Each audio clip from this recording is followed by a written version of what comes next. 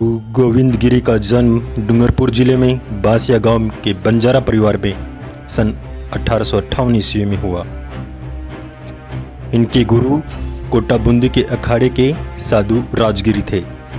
बेसड़ा गांव में धूनी लगाकर भीलों को आध्यात्मिक शिक्षा दिया करते थे। सन 1881 ईस्वी में स्वामी विवेकानंद जी उदयपुर आए और गोविंदगिरी उनसे मिले।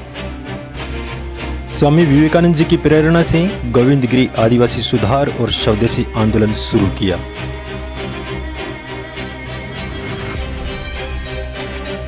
इनका प्रसिद्ध आंदोलन भगत आंदोलन के नाम से जाना जाता है।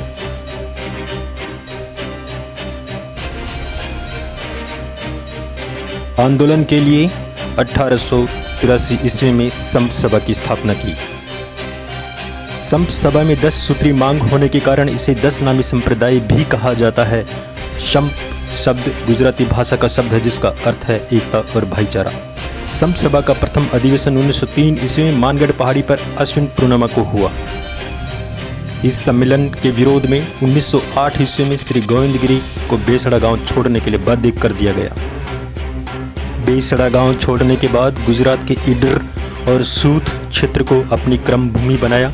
सूत गांव में रहकर उकरेली गांव में हाले का कार्य किया। 1911 में बेसड़ा गांव में वापस आ गए और धूनी लगाकर भगत पंथ की स्थापना की। इसी भगत पंथ के साथ गुरु गोविंद सिंह के नाम से प्रसिद्ध हुए। गुरु गोविंद जी को अप्रैल 1913 ईस्वी में डूंगरपुर राज्य से एक बार फिर निकाल दिया गया। अक्टूबर 1913 में भीलों को मानगढ़ पहाड़ी पर एकत्रित होने का संदेश दिया और 30 अक्टूबर 1913 को भीलों ने गुल मोहम्मद सिपाही को मार दिया। इसके विरोध में Mewar Bhil core, Wellesley rifles और 7वीं राजपूत रेजिमेंट के सैनिकों ने 10 नवंबर 1913 को मानगढ़ को चारों तरफ से घेर लिया। 17 नवंबर 1913 को अंग्रेजी सेना ने आक्रमण कर दिया और इस आक्रमण में 1500 भील शहीद हो गए।